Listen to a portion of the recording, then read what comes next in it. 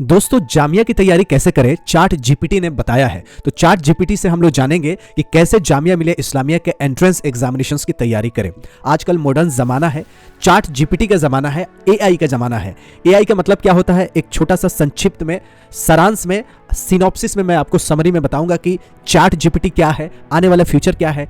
AI artificial intelligence, data science, Python etcetera, ये आजकल के ज़माने में ये है क्या। तो चैट जीपीटी ने आपको बहुत ही अच्छे तरीके से बताया है कि जामिया की तैयारी कैसे करें। मैं इंसान हूं, मैं नेचुरल इंटेलिजेंस हूं, तो मैं तो आपको बताता ही रहता हूं, लेकिन आजकल के टेक्नोलॉजी कैसे आपको तैयारी करवा रही है और आने वाले फ्यूचर कैसे हो रहा है, इस वीडियो में जानेंगे। सबसे पहले फुल फॉर्म ही जान लेते हैं। एआई के फुल फॉर्म है आर्टिफिशियल इंटेलिजेंस। ए का मतलब आर्टिफिशियल, आई के मतलब इंटेलिजेंस। अब इसको आर्टिफिशियल को हिंदी में कृत्रिम बोलते हैं और उर्दू में मसनूई बोलते हैं। इंटेलिजेंस को हिंदी में बुद्धिमत्ता बोलते हैं और जहनियत बोलते हैं उर्दू में। यानी इंटेलिजेंस मतलब समझ जाइए कि बुद्धि, जहन, और आर्टिफिशियल मतलब कृत्रिम, मसनूई या इंसानों की बनाई हुई चीजों को आर्टिफिशियल बोलते हैं। चलिए इसको और डिटेल में जानते हैं। चैट जीपीटी का फुल फॉर्म। चैट मतलब आप तो जानते हैं कि चिट चैट होता है, चैटिंग होती है, जैसे आप लोग व्हाट्सएप में, मैसेंजर में या ईमो पे चैटिंग करते हैं, यानी बातचीत करते हैं, उसको चैट बोलते हैं, चैटिंग। उसके बाद जी का फुल फॉर्म है जनरेटिव, यानी जनरेट करना। जैसे जनरेशन होता है, जनरेटर होता है, जो कुछ ना कुछ जनरेट करता है, तो उसी तरह जी का मतलब यह है जनरेटिव। पी का मतलब प्री ट्रेंड, यानी पहले से ट्रेंड, पहले से इसको ट्रेंड किया गया है। और टी का मतलब है ट्रांसफॉर्मर। अब ट्रांसफॉर्मर आप मूवी में भी देखे होंगे, जैसे ट्रांसफॉर्मर की मूवी आती थी, यहाँ पे देख सकते हैं कि इंसान और रोबोट के बीच की लड़ाई, या इंसान ने रोबोट बना दिया, फिर रोबोट ने ही खुद इंसानों को कैसे तकलीफ पहुंचा सकते हैं, कैसे फायदा पहुंचा सकते हैं, अच्छे रोबोट, बुरे रोबोट। बम बनाया गया था पत्थर के रास्ते को तोड़ के सही बनाने के लिए। बहुत सारे पथरीले रास्ता थे, जैसे माउंटेन द माझी मैन जो थे, हथौड़ी छेनी से उन्होंने तोड़ के रास्ता बनाया। अगर बॉम्ब रहता तो बॉम्ब से आसानी से कुछ समय में बन सकती, पूरी जीवन उसको हथौड़ी छेनी से नहीं काटनी पड़ती। बॉम्ब बनाया गया था अच्छे के लिए, लेकिन हो गया बुरा। तो एआई अच्छा है बुरा है, ये बात की डिबेट है। हम लोग तो जामिया की तैयारी के बारे में इस वीडियो में जानेंगे। तो चैट जीपीटी का मतलब होता है chat generative pre train transformer. Transformer मतलब एक तरह के इंसान समझ सकते हैं, बनाई हुई इंसान को ट्रांसफॉर्मर, एक चेंज बदलाव। अब आर्टिफिशियल इंटेलिजेंस का उल्टा हो सकता है नेचुरल इंटेलिजेंस। नेचुरल यानी प्रकृति ने जो बनाया है उसका, यानी प्रकृति की बुद्धि और इंसान के बनाई हुई बुद्धि। ये इंसान है, इस इंसानों को बोलेंगे, इंसानों के पास है नेचुरल इंटेलिजेंस। इंसान को इंसान नहीं बनाता है, ना ही इसकी मौत, जैसा कोई मर गया इंसान इसको जिंदा नहीं कर सकता। लेकिन ट्रांसफॉर्मर खराब हो गया, या ये रोबोट खराब हो गया, एआई खराब हो गया, इसको फिर से बना के जिंदा कर सकते हैं, लेकिन इंसान मरे हुए के जिंदा नहीं कर सकते। इसीलिए इंसान जो है वो नेचुरल इंटेलिजेंस है, और जो बनाई हुई रोबोट्स है वो आर्टिफिशियल इंटेलिजेंस है, जिसको एआई बोलते हैं। आने वाले फ्यूचर में एआई को यूज कैसे करना है इसके बारे में जानेंगे। जरूरी नहीं कि एआई कैसे बनता है, मोबाइल कैसे बनता है ये जानना जरूरी नहीं है, लेकिन मोबाइल बन गया, इसको उपयोग कैसे करना है ये जानना बहुत जरूरी है। तो अभी चलते हैं हम लोग चैट जीपीटी में। चैट जीपीटी ये मेरा खुला हुआ है, इसमें हम लोग चैट जीपीटी से पूछेंगे। यहां पे देखिए, यहां पे एक बॉक्स है, यहां लिखा है मैसेज चैट जीपीटी। तो ये मैं हूं, ये चैट जीपीटी इसका आंसर दे रहा है। तो मैं यहां लिखता हूं कि हाउ टू प्रिपेयर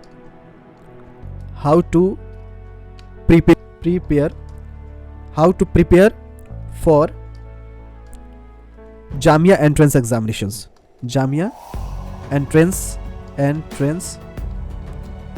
एग्जामिनेशन, या मैं शॉर्ट में एग्जाम लिखता हूं, ठीक है। हाउ टू प्रिपेयर, पी में यहां मैं इसको कैपिटल दे देता हूं, स्मॉल भी दे सकते हैं, राइट।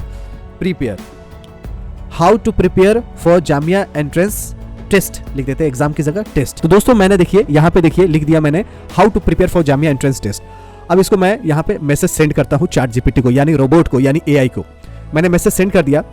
अब देखिए ये मैसेज देना मुझे शुरू कर दिया। देखिए कैसे कैसे फटाफट ये मैसेज दे रहा है, ये देखिए लिखना शुरू कर रहा है, क्या करना है, कैसे करना है। एक एक टॉपिक डिस्कस करेंगे कि कैसे एआई ने बताया है। जैसे मेरा सवाल है ये, मैं ये हूं, मैं नेचुरल इंटेलिजेंस हूं, और यहां पे मैंने सवाल इससे पूछा कि how to prepare for Jamia entrance test.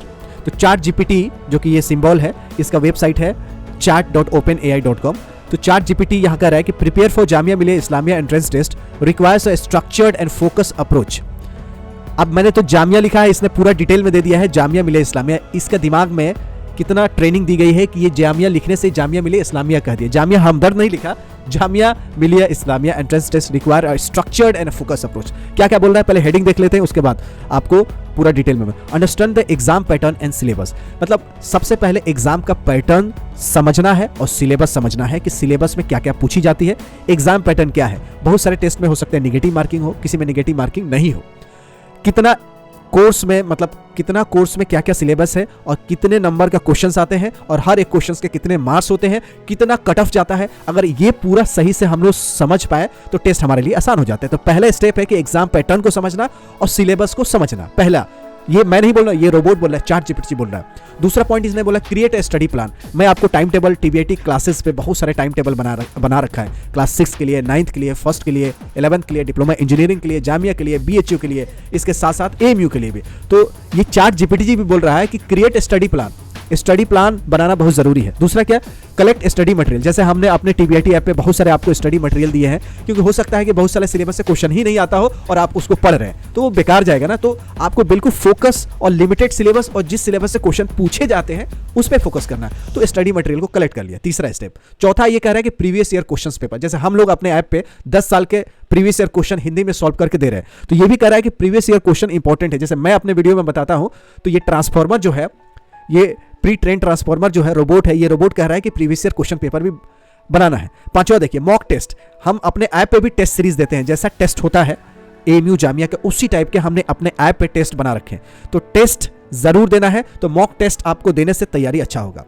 छठवां कह रहा है कि सब्जेक्ट वाइज प्रिपरेशंस, यानी टॉपिक वाइज वीडियो जैसे हमने ऐप पे बना रखे हैं कि किस टॉपिक का क्या वीडियो होना चाहिए, उस पे क्या क्वेश्चन पूछे जा सकते हैं, तो सब्जेक्ट वाइज प्रिपरेशंस होना चाहिए। जैसे एक एग्जांपल के तौर पे फिजिक्स, केमिस्ट्री, मैथ ये साइंस का पार्ट हो सकता है, हिस्ट्री, ज्योग्राफी, सिविक्स, इकोनॉमिक्स ये आर्ट्स का पार्ट हो सकता है। कॉमर्स के आर्ट्स में भी कुछ कॉमन सिलेबस हो सकते हैं, जैसे कॉमर्स में कहीं मैथ पूछा जा सकता है, कहीं मैथ नहीं पूछा जाता है। तो सब्जेक्ट वाइज प्रिपरेशंस और यूनिवर्सिटी वाइज, जामिया के कुछ और 6 क्लास में पूछे जाते हैं, एएमयू में कुछ और पूछे जाते हैं। एएमयू में हिंदी, उर्दू, इंग्लिश पूछा जाता है, जामिया में बहुत सारे सिलेबस नहीं है। तो सब्जेक्ट वाइज प्रिपरेशंस करना, ये रोबोट बोल रहा है। सातवां क्या है, effective revision. Revision is the key, जितना रिवाइज करेंगे उतना अच्छे से तैयारी होगी। 1000 चीज पढ़ने से अच्छा है कि 10 ही चीज पढ़े, सिर्फ 10 ही चीज पढ़े और 10 को 100 बार रिपीट करें। तो जितना रिपीट करेंगे, रिपीटेशंस करेंगे, उसका आपका कंसेप्ट जो है, आपका जहन, आपकी बुद्धि, आपका इंटेलिजेंस में वो चीजें अच्छे से आएगी और उस टॉपिक पे अगर क्वेश्चन आ गया तो आप अच्छे से बना पाएंगे। कहने के लिए पूरा सिलेबस पढ़ने से कोई फायदा नहीं। वैसे कुरान शरीफ बहुत सारे लोग सब पढ़ लेते हैं, भागवत गीता का पाठ भी पढ़ लेते हैं, लेकिन उसका एक एक चीज, एक एक श्लोक, एक एक आयत, एक एक वर्ष का मीनिंग पता नहीं होता है और उसको कैसे प्रैक्टिकल लाइफ में उतारना है वो नहीं जानते। तो सिर्फ रट्टा वाला चीज नहीं है, रिवीजन इज द की। जितना रिवाइज करेंगे उतना स्ट्रॉन्ग आपकी तैयारी होगी। स्टे इन्फॉर्म, यानी हम अपने चैनल पे इन्फॉर्मेशन देते रहते हैं, क्या क्या करना है, नहीं करना है। तो ये क्या कर रहे हैं इन्फॉर्मेशन का मतलब, keep yourself updated with any changes in the exam patterns. कभी क्या होता है कि पिछले साल के एग्जाम पैटर्न में इस साल थोड़ा बदलाव हो जाता है, तो इसमें भी आपको फोकस रखना है, चैनल पे बने रहना है कि हो सकता है, या जामिया का वेबसाइट पे बने रहना है कि कुछ चेंजेस आते हैं या एग्जाम का डेट्स भी चेंज हो जाते हैं, पोस्टपोन्स भी हो जाते हैं एग्जामिनेशंस। तो उसके लिए आप स्टे इन्फॉर्म रहें, यानी ऑनलाइन भी ऑफलाइन भी। ऑफलाइन कैसे रह सकते हैं, अगर कोई केरल में है तो कैसे जामिया में आके इन्फॉर्मेशन ले सकता है, तो उसका माध्यम है जामिया का वेबसाइट या हमारा यूट्यूब चैनल। तीसरा नहीं, 9वां है सीक गाइडेंस।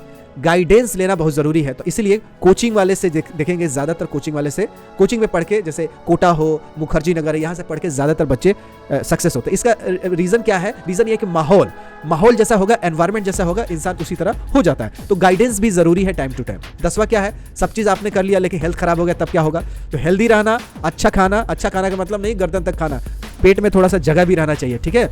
नहीं तो क्या होता है, बाइक में ज्यादा पेट्रोल भरवा लेते हैं तो कभी आग भी लग जाता है बाइक में, तो इसीलिए थोड़ा सा खाली रहेगा वो जरूरी है, थोड़ा सा हवा भी रहना चाहिए। तो हेल्थ एंड वेलबींग ये बड़ा जरूरी है। 11 टाइम टेबल और टाइम का मैनेजमेंट। आपने टाइम टेबल बना दिया लेकिन उसको फॉलो ही नहीं कर रहे तो कितना बेवकूफ़ी है। तो टाइम टेबल बनाना, और टाइम टेबल बना हुआ कि 60 to 80% अगर आप कर रहे हैं तो दैट एनफ। मानी क्या होता है कि लोग टाइम टेबल बना देते हैं, फॉलो नहीं होता ना, तो टेंशन में आ जाते हैं, स्ट्रेस में आते हैं। देखिए टाइम टेबल का अगर 60 से 80% भी अगर पूरा करते हैं, इसके मतलब you are going to be successful candidate and you will crack examinations in next upcoming examinations. So time management जरूरी है, और टाइम मैनेजमेंट के जरूरी नहीं कि 100% फॉलो करें। If you are achieving 80%, 60%, 70%, that is enough, because nobody can, जो भी प्लान करता है वो 100% एग्जीक्यूट नहीं कर पाता है। चलिए आगे, पॉजिटिव माइंडसेट। निगेटिव नहीं रखना, यार इतने लोग एग्जाम देते हैं, पता नहीं होगा कि नहीं होगा। ये सोचने से बेहतर है कि आप फोकस करें प्रोसेस पे, मेहनत पे और लगे रहें।